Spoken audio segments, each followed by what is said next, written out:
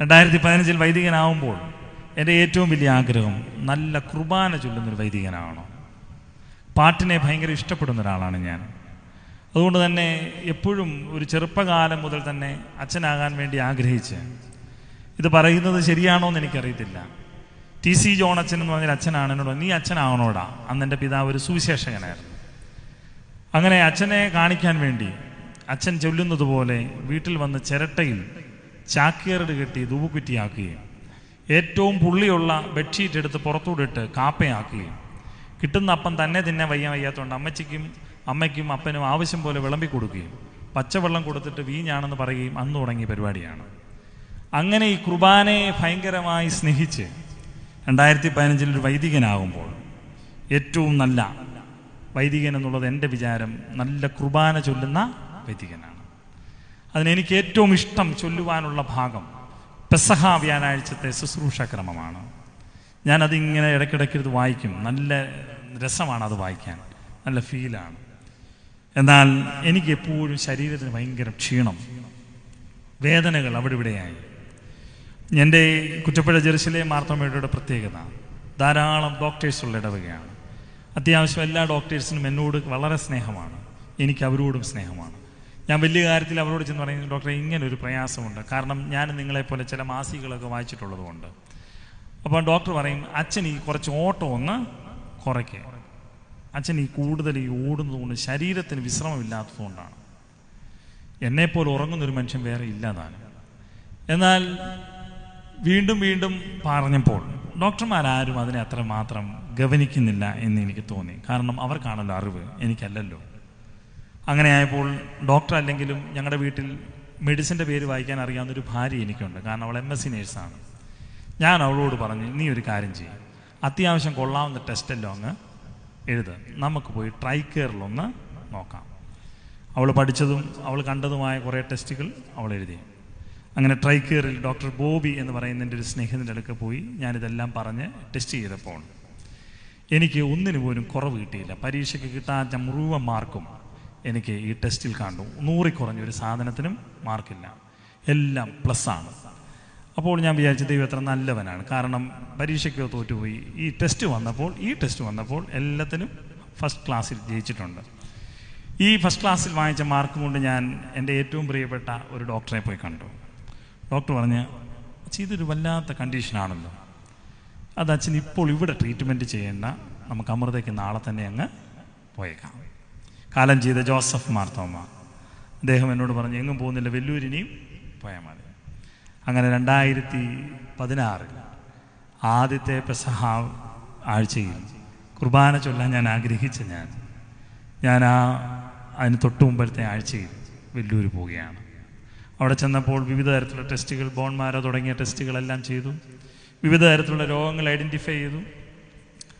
പ്രധാനമായി ഞാൻ അഭിമുഖീകരിക്കുന്ന പ്രശ്നം പോളിസൈത്തീമിയ എന്ന് പറഞ്ഞൊരു അസുഖമാണ്. പിന്നീട് ആവശ്യത്തിലധികം കൊളസ്ട്രോൾ, യൂറിക് ആസിഡ്, ആവശ്യമുള്ള എല്ലാ കേരളത്തിൽ കണ്ടുപിടിക്കപ്പെട്ട അത്യാവശ്യം എല്ലാ രോഗങ്ങളും എനിക്കും അവർ ദൈവം തന്നിട്ടുണ്ട്. അപ്പോൾ ഞാൻ ഇതുകൊണ്ട് മരുന്ന് കഴിച്ചാൽ മതി, ബോൺമാരോ ചെയ്ത് നോക്കാം. അങ്ങനെ അത് ചെയ്തു. ഈ പെസഹ വ്യാഴാഴ്ച വരണം, കുർബാന ചൊല്ലണം. എൻ്റെ മനസ്സിൽ അതാണ് ഏറ്റവും വലിയ ആഗ്രഹം. അങ്ങനെ ഞാൻ ഓശാന ഞായറാഴ്ച കഴിഞ്ഞ് തിങ്കളാഴ്ച ഡോക്ടർമാർ എനിക്ക് അവിടുന്ന് എന്നെ പറഞ്ഞു വിട്ടു. ട്രെയിൻ ടിക്കറ്റ് എനിക്ക് ലോക്കൽ ട്രെയിനിലാണ് കിട്ടിയത്. അങ്ങനെ ഞാൻ, കാരണം വന്ന് കുർബാന ചൊല്ലണം. അങ്ങനെ ഞാൻ അവിടുന്ന് ട്രെയിൻ കയറി ഇവിടെ വന്നപ്പോഴത്തേക്കും എൻ്റെ ശരീരത്തിൽ ഇൻഫെക്ഷനായി. എൻ്റെ വലത്തെ കാൽ തളർന്നു പോയി. എനിക്ക് കഠിനമായ വേദന, എഴുന്നേൽക്കാൻ വയ്യാത്ത അനുഭവം. എൻ്റെ മാതാപിതാക്കളും എൻ്റെ സഹോദരിയും എൻ്റെ ഭാര്യയും ഭയങ്കരമായ നിലവിളി. എൻ്റെ ആരോഗ്യം വല്ലാണ്ട് തളർന്നുപോയി. ഞാൻ എൻ്റെ കുറ്റപ്പുഴ ജെറുസലേം മാർത്തോമയിലെ യുവനസെക്കാർ ഒരു ശവം എടുത്തു പോകുന്നത് പോലെ എന്നെ എടുത്തുകൊണ്ട് ഹോസ്പിറ്റലിലേക്ക് അവർ കൊണ്ടുപോയി. അവിടെ ചെല്ലുമ്പോൾ എൻ്റെ മനസ്സ് വല്ലാതെ തളർന്നു പോയി. കുർബാന ചൊല്ലണമെന്നുള്ള ആഗ്രഹങ്ങളിൽ നിന്നും ദൈവത്തോട് ഞാൻ 2-3 ചോദിച്ചു. ദൈവമേ, ഞാൻ ഈ ശുശ്രൂഷയ്ക്ക് ഇറങ്ങിയപ്പോൾ ഞാൻ ആകെ ആഗ്രഹിച്ചത് നന്നായി കുർബാന ചൊല്ലണോ. ഈ ഒരു ആഗ്രഹം കൊണ്ട് ഞാൻ ഏതാണ്ട് 8 വർഷത്തോളം 1 രൂപ പോലും ശമ്പളം പറ്റാതെ ഞാൻ ഈ ശുശ്രൂഷയ്ക്ക് വേണ്ടി മാത്രം ജീവിച്ച ഒരാളാണ്. എല്ലാവരുടെയും മുന്നിൽ, ചോദ്യങ്ങളുടെ മുന്നിൽ ഒരു വൈദികൻ്റെ മകൻ തോറ്റുപോയല്ലോ എന്ന് ചോദിക്കുമ്പോഴും ഞാൻ ഈ ചോദ്യങ്ങളുടെ മുന്നിൽ ഒട്ടും നിന്നെ തള്ളിപ്പറയാതെ ഞാൻ സ്നേഹമായി നിന്നല്ലേ. പത്തനാപുരം ആശാഭവനിൽ വികലാംഗരായ എൻ്റെ സഹോദരങ്ങളോടൊപ്പം ഞാൻ 2 വർഷം അവർക്ക് ശുശ്രൂഷ ചെയ്തവനല്ലേ. എൻ്റെ പഠനകാലത്ത് പോലും ഞാൻ അവധിക്കാലത്ത് എൻ്റെ വീട്ടിൽ വരാതെ ഞാൻ ഓരോ ഗ്രാമങ്ങളിലും സ്ലംസിലും പോയി ഞാൻ ഈ സുവിശേഷവും സ്നേഹം അറിയിച്ചായിരുന്നു. എന്നിട്ട് നീ എന്നോട് ഇത് ചെയ്യരുതായിരുന്നു. ഞാൻ അങ്ങ് ദൈവത്തോട് വല്ലാതെ പരിഭവിച്ചു പോയ 2016 ആഴ്ചകൾ. എന്നെ സ്വാന്തനിപ്പിക്കാൻ ഒത്തിരി ആളുകൾ വന്നു. എൻ്റെ ഏറ്റവും അടുത്ത സ്നേഹിതനായ വിജി വർഗീസ് എന്ന് പറഞ്ഞ CSIയിൽ ഒരു അച്ഛനുണ്ട്. അച്ഛനും ശാരീരികമായൊക്കെ പ്രയാസമുള്ള ഒരാളാണ്. അച്ഛനോട് ഞാൻ വ്യക്തിപരമായി പറഞ്ഞ, അച്ഛൻ ഒരു വല്ലാത്ത പരിപാടിയായിപ്പോയി. കാരണം എനിക്ക് ശ്വാസം വിടാൻ വയ്യ, എനിക്ക് തന്നെ എഴുന്നേറ്റിരിക്കാൻ വയ്യ. എൻ്റെ ദൈനംദിന കാര്യങ്ങൾക്ക് വേണ്ടി പോകണമെങ്കിൽ എൻ്റെ ഭാര്യയുടെ തോളത്ത് കൈയിട്ട് ഞാൻ ഒറ്റക്കാലയിൽ പോകണം. വല്ലാത്ത വേദനയും. അച്ഛൻ എനിക്ക് തന്നൊരു ധൈര്യമുണ്ട്. ഞാൻ എല്ലാ ഇടങ്ങളിലും പോകുമ്പോൾ പറയും, അച്ഛനോട് പറഞ്ഞൊരു കാര്യം, എടാ വിനോദേ, ദൈവം തമ്പുരാൻ നമ്മളെക്കുറിച്ച് കിടന്ന് ശുശ്രൂഷ ചെയ്യാനാണ് ആഗ്രഹിക്കുന്നെങ്കിൽ നീ കിടന്ന് ശുശ്രൂഷ ചെയ്യണം. ദൈവം തമ്പുരാൻ നിന്നെക്കുറിച്ച് ഇരുന്നാണ് ശുശ്രൂഷ ചെയ്യാൻ ആഗ്രഹിക്കുന്നെങ്കിൽ നീ ഇരുന്ന് ശുശ്രൂഷ ചെയ്യണം.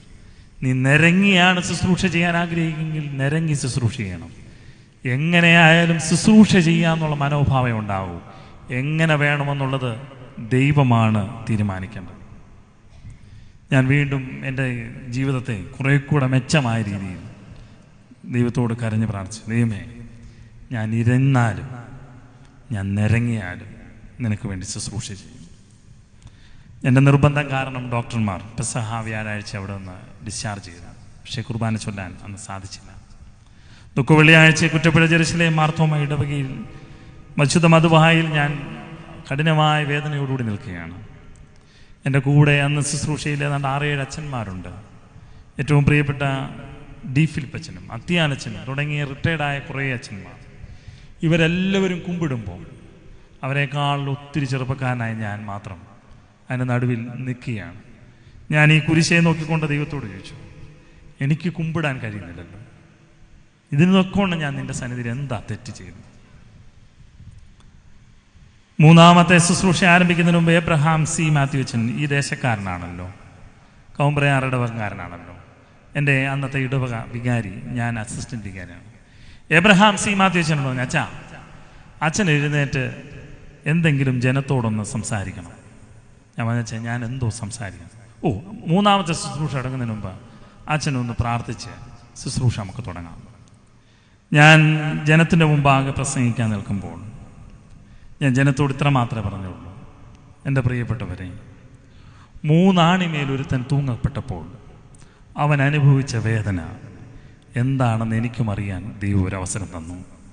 കാരണം എനിക്ക് നിൽക്കാൻ കഴിയുന്നില്ല.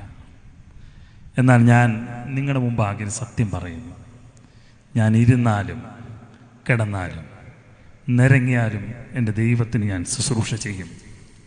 ആ സാധാരണപ്പെട്ട ഇടവകയിലെ മാതാപിതാക്കൾ പൊട്ടിക്കരഞ്ഞു. അവരവിടെ ഇരുന്നുകൊണ്ട് ഉറക്കെ എനിക്ക് വേണ്ടി നിലവിളിച്ച് പ്രാർത്ഥിച്ചു. ഞാൻ പറയാം, എൻ്റെ അനുഭവമാണ് ഞാൻ പറയുന്നത്. പരിശുദ്ധാത്മാവ് ആ ദേവാലയത്തിൻ്റെ മധുബയിൽ എൻ്റെ ശരീരത്തിലേക്ക് വ്യാപരിച്ചു. 3ാമത്തെ ശുശ്രൂഷയുടെ മുഴുവൻ മുട്ടും ഞാൻ മടക്കി അവിടെ ശുശ്രൂഷ ചെയ്തു. ഇന്നും ഞാൻ നിങ്ങളുടെ മധ്യം നിൽക്കുമ്പോൾ കൂരിൻ്റെ അനുഭവം എനിക്കറിയാം, ഉയർന്ന അനുഭവം എനിക്കറിയാം. കാരണം ഈ വേദന സഹിച്ചതുകൊണ്ടാണ് എൻ്റെ മുന്നിൽ നിന്നൊരു മാതാപിതാക്കൾ തങ്ങളുടെ കുഞ്ഞുങ്ങളെക്കുറിച്ച് സങ്കടത്തോടു കൂടി വരുമ്പോൾ എനിക്ക് വേറൊരാൾ ശരീരത്തിൻ്റെ വേദനയെക്കുറിച്ച് പറഞ്ഞു തരണ്ട. എഴുന്നേറ്റ് നിൽക്കാൻ വയ്യാത്തൊരു കുഞ്ഞ് എൻ്റെ മുന്നിൽ വരുമ്പോൾ, സെർബൽ പാൾസി പിടിച്ചൊരു കുഞ്ഞെൻ്റെ മുന്നിൽ വരുമ്പോൾ എനിക്ക് ഈസിയാണ് മനസ്സിലാക്കാൻ എന്തുമാത്രം എഴുന്നേൽക്കാൻ പാടുപെട്ടൊരുത്തനാണ് ഞാൻ. ഈ കൂരിൻ്റെ അനുഭവമാണ് ഈ കഴിഞ്ഞ 9 വർഷവും ഭിന്നശേഷിക്കാരായ കുഞ്ഞുങ്ങൾക്ക് വേണ്ടി ശുശ്രൂഷ ചെയ്യുവാൻ എന്നെ സഹായിക്കുന്നത്. ജീവിതത്തിൻ്റെ ഏത് വേദനകൾക്കും പിന്നിൽ ദൈവം തമ്പുരാൻ എന്നെക്കുറിച്ച് നിങ്ങളെക്കുറിച്ച് ഒരു പദ്ധതി ഒരുക്കിയിട്ടുണ്ട്. കുറെ കൂടെ മെച്ചമായ ശുശ്രൂഷ ചെയ്യാൻ ദൈവത്തിൻ്റെ ആഗ്രഹം പോലെയാണെന്ന് പൂർണ്ണമായി വ്യാധിക്കാൻ സാധിക്കുന്നില്ല. എൻ്റെ പേഴ്സണൽ ലൈഫിൽ എനിക്ക് പറയാം, ഒരു പക്ഷെങ്കിൽ ഞാൻ ആഗ്രഹിച്ചതിനേക്കാൾ മെച്ചമായി ഞാൻ ജീവിച്ചിരിക്കുന്നതുകൊണ്ട് കുറേയധികം കുഞ്ഞുങ്ങളുടെ മാതാപിതാക്കളെങ്കിലും അവരാരും മാർത്തോമാ വിശ്വാസികളോ ക്രൈസ്തവ വിശ്വാസികളോ മതം നോക്കിയല്ലല്ലോ. അവരുടെ മുന്നിൽ ഒരു ക്രിസ്തുവിൻ്റെ സാക്ഷിയായി നിൽപ്പാൻ കഴിയുന്നെങ്കിൽ ഈ മരണത്തിൻ്റെ താഴ്വരയിലൂടെയുള്ള എൻ്റെ യാത്രയാണ്.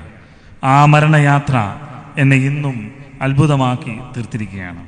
വ്യക്തിപരമായ ജീവിതത്തിൽ അങ്ങനെ 1000 കഥകളും അനുഭവങ്ങളും പറയാനുണ്ട്. എന്നാൽ ഈ ഭാഗത്ത് പറയുന്ന മറ്റൊരു കാര്യം, നീ കൂടുതൽ അനുഭവങ്ങൾ പോയാലും നിലം പരിചാകുവാൻ സമ്മതിക്കത്തില്ല. കാരണം അവൻ്റെ വടിയും കോലും എന്നെ ആശ്വസിപ്പിക്കും. എന്നെ ശിക്ഷിക്കുമെന്നല്ല, എന്നെ ആശ്വസിപ്പിക്കും. ഇതോടുകൂടി ദാവീദ് ഈ സങ്കീർത്തനം അവസാനിപ്പിക്കുമ്പോൾ പിന്നീട് അവൻ ഒരു പുരോഹിതനായി മാറുകയാണ്. അവിടെ ആശ്വസിപ്പിക്കുന്നു പറഞ്ഞിട്ട് അവൻ പറയുകയാണ്, എൻ്റെ ശത്രുക്കൾ കാണുകെ അവൻ എനിക്ക് വിരുന്നൊരുക്കും. നമ്മുടെയൊക്കെ ഒരു വിചാരം, നമ്മൾ ഈ പ്രാർത്ഥിച്ച് ശത്രുക്കളെ ഇല്ലാതാക്കാനുള്ള ലോകത്താണ് നമ്മൾ ജീവിക്കുന്നത്. ഞാൻ ഈ കഴിഞ്ഞ ദിവസങ്ങളിൽ ഈ നിമിഷങ്ങളിലൊക്കെ ചിലരൊക്കെ എന്നെ ഫോൺ ചെയ്യും, പറയും അവൻ അത് അനുഭവിക്കും, എന്നോട് അത് ചെയ്തതിന് അനുഭവിക്കും. ഞാൻ സാധാരണ എൻ്റെ ഒരു ആഗ്രഹം, നമുക്കൊരു മനുഷ്യനെ ശപിക്കാനോ അവൻ അത് അനുഭവിക്കുമെന്ന് പറയാനുള്ള അവകാശമില്ല. പിന്നെ ഞാനും അവനും തമ്മിലുള്ള വ്യത്യാസം എന്താണ്? അവൻ അത് അനുഭവിക്കണമെന്ന് എങ്ങനെ പറയാൻ പറ്റുന്നത്? അവൻ രക്ഷപ്പെടണമെന്നേ ഒരു ക്രൈസ്തവ സമൂഹം ആഗ്രഹിക്കാവൂ. എന്നെ ദോഷിക്കുന്നവനും ഒരു കാരണവശാലും അവൻ നശിച്ചു പോകരുത്. ദൈവമേ, അവൻ രക്ഷപ്പെട്ട് അവൻ തിരിച്ചറിയണം ഈ ദൈവസ്നേഹത്തെക്കുറിച്ച്. അവൻ നശിച്ചു പോയാൽ എങ്ങനെ രക്ഷപ്പെടുന്നേ? ഈ സങ്കീർത്തനം എന്നെ കൂടുതൽ പഠിപ്പിച്ചതാണ്. ശത്രുക്കളുടെ മുമ്പാകെ അവൻ നിനക്ക് മേശ ഒരുക്കുമെന്ന് പറഞ്ഞാൽ ശത്രുവിനെ ഇല്ലാതാക്കൂന്നൂടെ പറയുന്നില്ല. ശത്രുവിന്റെ മുന്നേ നീ ഭയന്നു പോകാതിരിപ്പാൻ ധൈര്യം അവൻ നിനക്ക് നൽകുമെന്നാ പറയുന്നത്. പ്രതിസന്ധികളും പ്രയാസങ്ങളും രോഗങ്ങളും എപ്പോഴും എന്നെയും നിങ്ങളുടെ മുന്നിൽ ശത്രുവായി നിൽക്കുമ്പോൾ അതിൻ്റെ മുന്നിൽ നിങ്ങൾ ഭയന്നോടാതെ അവിടെ ഉറച്ചു നിൽക്കാൻ കഴിയണം. അതാ യഹോവ ഇടയനായിരിക്കുന്നു എന്ന് പറയുന്നതിൻ്റെ അർത്ഥം. നമുക്കൊരു ചെറിയ പനി വരുമ്പോൾ ദൈവമേ നീ എന്നെ മറന്നോ, ഞാൻ ചോദിച്ചതുപോലെ ചോദിക്കാം. എന്നാൽ അവിടെ അങ്ങനെയല്ല. ഈ പ്രയാസങ്ങൾ വരുമ്പോൾ നമുക്ക് പറയാൻ കഴിയണം, എൻ്റെ രോഗങ്ങളുടെ മുന്നിലും അവൻ എനിക്ക് വിരുന്നൊരുക്കുന്നൊരു ദൈവമാണ്. വിശുദ്ധ കുർബാന എനിക്ക് തരും. ഈ ഭാഗം ഞാൻ വായിച്ചപ്പോൾ എന്നോട് പറഞ്ഞൊരു കാര്യം, ശത്രുക്കളുടെ മുമ്പാകെ അവൻ വിരുന്നൊരുക്കുമെന്ന് പറഞ്ഞു കഴിഞ്ഞാൽ നമുക്ക് ചുറ്റും പ്രതിസന്ധികളും പ്രയാസങ്ങളും എപ്പോഴും ഉണ്ടാകുമ്പോഴും ശാന്തമായി നമ്മൾ ഇരിക്കും. നമ്മുടെ ഒരു ശത്രു ലോകത്തുനിന്ന് ഇല്ലാതെയാകുന്നില്ല, നെഗറ്റീവ് എനർജീസ് ചുറ്റുപാടൊന്നും ഇല്ലാതെയാകുന്നില്ല. But be always be positive, because our God is our my shepherd. ദൈവം നമ്മുടെ ഇടയനാണ്. പലപ്പോഴും സാധിക്കത്തില്ല എന്ന് വിചാരിക്കുന്ന പലതിനോടും ഈ ഭാഗം നമ്മളോട് പറയുന്ന കാര്യം അതാണ്. ലോകം മുഴുവനും നിങ്ങളെ കൊണ്ട് അത് സാധിക്കത്തില്ല എന്ന് പറയുമ്പോൾ ദൈവം പറയാണ്, അവരുടെ മുന്നിൽ അത് സാധിപ്പിച്ച് ദൈവം നിന്നെ കാണിക്കും. അവരെ ഇല്ലാതാക്കിയല്ല, അതിന് മുന്നിൽ മാന്യമായി നിർത്തും. ഞാനൊരു അഭിമാനത്തോടുകൂടി ഒരു കാര്യം പറയാൻ ആഗ്രഹിക്കുകയാണ്. ഞാൻ NCRDയിൽ ശുശ്രൂഷ ചെയ്യുമ്പോൾ എൻ്റെ ഏറ്റവും പ്രിയപ്പെട്ട ഒരു കുട്ടിയുടെ മാതാവ് വന്ന് എന്നോട് പറയുകയാണ്, പ്രിയപ്പെട്ട അച്ഛാ, ഞാൻ ഈ പോകുന്ന വഴിക്ക് മരിച്ചു പോയാൽ അച്ഛൻ എനിക്ക് വേണ്ടി പ്രാർത്ഥിക്കണമെന്നല്ല പറഞ്ഞേ, അച്ഛാ ഈ പോകുന്ന വഴിക്ക് ഞാൻ മരിച്ചു പോയാൽ എൻ്റെ കൊച്ചിനെ അച്ഛൻ നോക്കിക്കൊള്ളണം. ഞാൻ അല്പം ബുദ്ധിയുള്ളത് കൊണ്ട് ഞാൻ അവരോട് പറഞ്ഞു, പൊന്നു ചേച്ചി, പോകുന്ന വഴിക്ക് ഒന്നും നിങ്ങൾക്ക് പറ്റത്തില്ല. അടുത്ത 2 വർഷത്തേക്ക് ഒരു കാരണവശാലും നിങ്ങൾ മരിക്കത്തില്ല. കാരണം അതെൻ്റെ ആഗ്രഹമാണ്, അത് ഞാൻ പ്രാർത്ഥിക്കാം. 2 വർഷം കഴിയുമ്പോൾ ഞാൻ ഇവിടുന്ന് മാറും. അടുത്ത അച്ഛനോട് ഈ ആവശ്യം പറഞ്ഞാൽ മതി. കാരണം എന്നെ കൊണ്ട് കൊച്ചിനെ നോക്കാൻ വയ്യ എന്നാണെന്ന് പച്ച മലയാളത്തിൽ പറഞ്ഞ ആ സാധുവായ ആ സ്ത്രീ അവിടെ നിന്ന് ഇറങ്ങിപ്പോയി. തൻ്റെ മകനെ കണ്ടിട്ട് മുകളിൽ നിന്ന് താഴേക്ക് ഇറങ്ങി വന്നിട്ട് എൻ്റെ അടുത്ത് വന്നു. ഒരമ്മ പിടിക്കുന്നത് പോലെ എൻ്റെ കയ്യിൽ മുറുക്ക പിടിച്ചു. എന്നിട്ട് അവരെന്നോട് പറഞ്ഞു, എന്നാ അച്ഛൻ പ്രാർത്ഥിക്കുമല്ലയോ, എൻ്റെ കൊച്ചാദ്യം മരിക്കാൻ അങ്ങ് പ്രാർത്ഥിക്കുക, അപ്പം പിന്നെ അച്ഛന് പിന്നെ ബുദ്ധിമുട്ടൊന്നുമില്ലല്ലോ. എൻ്റെ വ്യക്തിപരമായ ജീവിതത്തിൽ എന്നെ മാനസാന്തരപ്പെടുത്തിയ ഒരു സ്ത്രീ അതാണെന്ന് ഞാൻ പറയും. ഒരിക്കൽ പോലും ഒരാളുടെ ചെറിയ സങ്കടങ്ങളെ പോലും നമ്മൾ വിലമതിക്കാതെ കളയരുത്. ഒരമ്മ തൻ്റെ കുഞ്ഞ് ജീവിച്ചിരിക്കുമ്പോൾ മരിക്കണമെന്ന് ആഗ്രഹിക്കുന്ന ആരെങ്കിലും ഈ കൂട്ടത്തിലുണ്ടോ? ഒരമ്മയുടെ ഏറ്റവും വലിയ സമ്പത്ത് തൻ്റെ കുഞ്ഞുങ്ങളാണല്ലോ. അതൊന്നും വേർപെട്ടവർ ഇവിടെ ഉണ്ടെന്ന് എനിക്കറിയാം. അത് നമുക്കുണ്ടാകുന്ന വേദന എന്ത് മാത്രമാണ്. ഇന്നും ഞാൻ എൻ്റെ അമ്മയോട് യാത്ര പറഞ്ഞിട്ടാണ് വന്നത്. വീട്ടിൽ നിന്ന് പോയി 12 കിലോമീറ്റർ മാത്രമേ ദൂരമുള്ളെങ്കിലും അമ്മ എപ്പോഴും വരുന്നതിൻ്റെ ഇടയിൽ 2 പ്രാവശ്യമെങ്കിലും വിളിച്ചു ചോദിക്കും, ചെന്നോ ചെന്നോ. ഇപ്പോഴും ഞാൻ കല്യാണം കഴിച്ച് 2 മക്കളും ഒരു സ്ഥാപനത്തിൻ്റെ ഡയറക്ടറാണെന്നൊക്കെ ബോർഡ് വെച്ചിട്ടും അമ്മ ചോദിക്കുന്നത് വല്ലതും കഴിച്ചോ കഴിച്ചോ. അമ്മയ്ക്കെപ്പോഴും തങ്ങളുടെ മക്കൾ വളരെ പ്രിയപ്പെട്ടവരാണ്. അവർക്കിപ്പോഴും ഒരു കുഞ്ഞാണ്. അങ്ങനെ ഒരു അമ്മ തൻ്റെ കുഞ്ഞ് മരിക്കാൻ പ്രാർത്ഥിക്കുക എന്ന് പറയുമ്പോൾ ഉണ്ടാകുന്ന വേദന എന്നെ വല്ലാതെ വേദനിപ്പിച്ചു. ഞാൻ ആ ആഗ്രഹം തിരുസഭയെ, നമ്മുടെ സഭയെ അറിയിച്ചു. എന്നാൽ ആദ്യം എനിക്ക് ലഭിച്ച മറുപടി അത്ര നല്ലതല്ലായിരുന്നു. ചോദ്യങ്ങളിലൊന്നിതായിരുന്നു. സഭയിലെ ആരുമല്ല പറയുന്നത്, കുറേ ചോദ്യങ്ങൾ മാത്രമാണ്. നമ്മളൊരു കുട്ടിയെ 25-30 വയസ്സാകുമ്പോൾ ആ കുട്ടിയെ ലൈഫ് ലോങ് റീഹാബിലിറ്റേഷൻ എടുത്തു കഴിഞ്ഞാൽ, ആ കുട്ടി 70 വയസ്സ് വരെ ജീവിച്ചാൽ ബാക്കിയുള്ള 40 വർഷം ഈ സഭ നോക്കുന്നത് വലിയൊരു ബാധ്യതയല്ലേ? എനിക്കും തോന്നി അതൊരു ബാധ്യതയാണ്. ഞാൻ എൻ്റെ ദൈവത്തോട് പറഞ്ഞു, ദൈവമേ, ഈ സങ്കടങ്ങൾക്കൊരു മറുപടി കൊടുക്കാൻ എനിക്കൊന്നുമില്ല കയ്യിൽ. ദൈവം എന്നോട് ചോദിച്ചൊരു ചോദ്യം ഇതാണ്, കുഞ്ഞെ, നീ ആരെക്കുറിച്ച് പ്രസംഗിക്കാനാണ് ഈ കുപ്പായം വിട്ട് നടക്കുന്നത്? ഞാൻ പറഞ്ഞു, നിന്നെക്കുറിച്ച്. ഞാൻ ആരാണ്? ഞാൻ പറഞ്ഞു, നീ എൻ്റെ ദൈവമാണ്. നിന്റെ ദൈവം ഞാൻ എങ്ങനെ ആയത്? നീ എനിക്ക് വേണ്ടി മരിച്ചു. എത്രാമത്തെ വയസ്സിൽ? 33 വയസ്സുള്ളത്. എൻ്റെ കുഞ്ഞെ, എനിക്കും ഈ ഭൂമിയിൽ ജീവിക്കണമെന്ന് ആഗ്രഹമുണ്ടായിരുന്നു. ഞാൻ പിതാവായ ദൈവത്തോട് ചോദിച്ചതാണ്, കഴിയുമെങ്കിൽ ഈ പാനപാത്രം ഒന്ന് മാറ്റിത്തരണമെന്ന്. എന്നാൽ പിതാവായ ദൈവം പറഞ്ഞു, മോനെ, അത് പറ്റത്തില്ല. നീ നസറയത്തിൽ മാത്രം ഒതുങ്ങിയാൽ പോരാ, ലോകത്തിന്റെ അറ്റത്തോളം എൻ്റെ സുവിശേഷമായി, രക്ഷയായി, രക്ഷയുടെ അനുഭവമായി നീ മാറണം. അതുകൊണ്ട് നീ മരിച്ചേ മതിയാവൂ. ഞാൻ അന്ന് ക്രൂശിലേക്ക് യാത്ര ചെയ്തു.